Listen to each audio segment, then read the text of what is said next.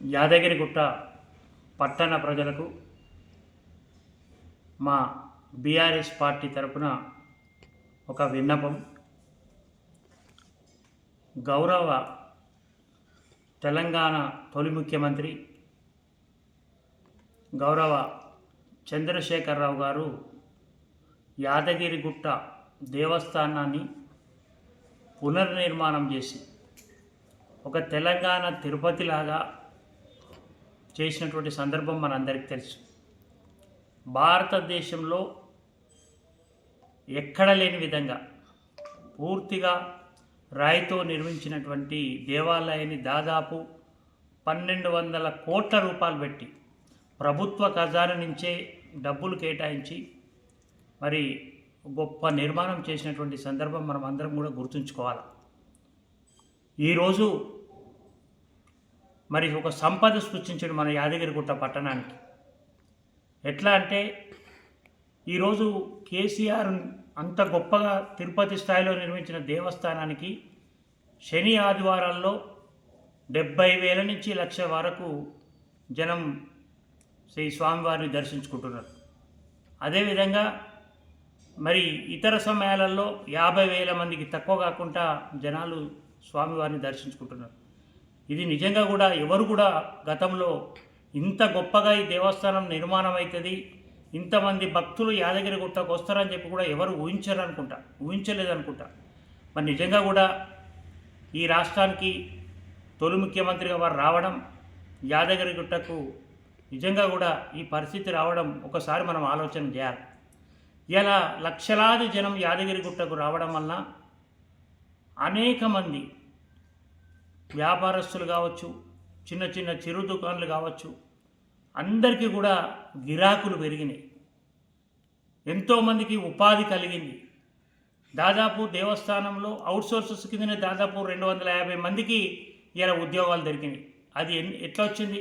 కేసీఆర్ లేకపోతే, ఈ పునర్నిర్మాణమే లేకపోతే ఇది జరిగేదా? ఒక్కసారి మీరు ఆలోచన చేయమని పట్టణ ప్రజలకు చెప్తున్నా. ఇంత గొప్పగా నిర్మించినట్టు దేవస్థానంలో మరి నిజంగా కూడా ఇది చాలా గర్వించదగ్గది. కాంగ్రెస్ ప్రభుత్వం వచ్చిన తర్వాత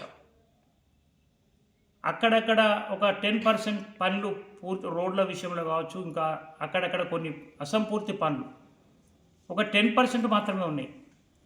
అవి కేసీఆర్ గారు వస్తే ఎప్పుడో పూర్తయి 2.5 సంవత్సరాలు అయినా కూడా, కాంగ్రెస్ ప్రభుత్వం వచ్చి 2.5 సంవత్సరాలు అయింది,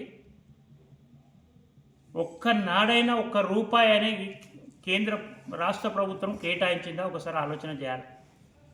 ప్రభుత్వ ఖజానా నుంచి ఇప్పటి వరకు కూడా ఏకాన పైసలు కూడా ఖజానా నుంచి ఖర్చు చేయలేదు. అది పోను ప్రపంచ సుందరులు వస్తే దేవస్థానం సంపద ఎక్కడిది? అది కేసీఆర్ సృష్టించిన సంపద.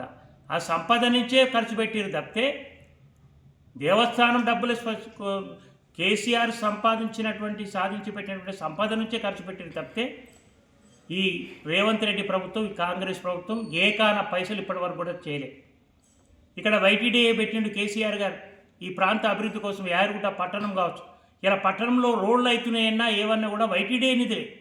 ఎంత గొప్పగా బ్రిడ్జి తయారవుతుంది. ఒక్కసారి పట్టణ ప్రజల ఆలోచన చేయాలి. మరి మనం అందరం సరే, తెలంగాణ ప్రజలు కాంగ్రెస్ ప్రభుత్వం తెచ్చుకున్నారు, ఏదో మార్పు వస్తుందని చెప్పి, కానీ మార్పు వచ్చిందా? ఒకసారి ఆలోచన చేయండి. ఏం జరిగింది? గౌరవ ముఖ్యమంత్రి గారు ఆయన బర్త్డే సందర్భంగా సంవత్సరం క్రితం ఇక్కడికి వచ్చాడు. మీరంతా ప్రణాళికలు సిద్ధం చేయండి, నాకు పంపించండి, నేను శాంక్షన్ చేస్తాను. మళ్ళీ బర్త్డే వచ్చింది, బర్త్డే అయిపోయింది, సంవత్సరంన్నర అయిపోయింది. ఇంతవరకు మిగిలిపోయిన పనులకు 10% మిగిలిపోయిన పనులకు ఏకాన పైసలు ఇప్పటివరకు కూడా కేటాయించలేదు. ఏంది? ఒక్కసారి ఆలోచన చేయమని పట్టణ ప్రజలను చెప్తున్నా. ఇంత గొప్ప ఎక్కడ పోని, ఇలా హైదరాబాద్ పోని, బెంగళూరు పోని, ఢిల్లీ పోని, మీరు ఎక్కడ అంటే యాదగిరిగుట్ట అంటే మాకు ఒక్కసారి దర్శనం చేయిస్తారా? ఇంత గొప్ప దేవాలయం కేసీఆర్ గారు నిర్మించినట్టున్నారు. నిజంగా కూడా ఒకసారి ఆలోచన చేయమని పట్టణ ప్రజలను కోరుతున్నా. ఇదంతా గర్వకారణం. యాదగిరిగుట్ట పట్టణ ప్రజలంతా కూడా ఈసారి జరిగే మున్సిపల్ ఎన్నికల్లో ఖచ్చితంగా కారు గుర్తు కోటేసి మా 12 వార్డులో 12 మంది మా టీఆర్ఎస్ పార్టీ బీఆర్ఎస్ పార్టీ అభ్యర్థులను గెలిపించాలని చేతులెత్తి నమస్కారం చేస్తున్నా. మనం తొలి ముఖ్యమంత్రి, ఈ రాష్ట్ర తెలంగాణ తొలి ముఖ్యమంత్రి కేసీఆర్ గారికి కానుకగా ఇద్దాము. ఇంత గొప్ప దేవాలయం పునర్నిర్మాణం చేసిన కేసీఆర్ గారికి యాదగిరిగుట్ట ప్రజలందరం కలిసి మీకు అందరికీ చేతులెత్తి దండం పెడుతున్నా.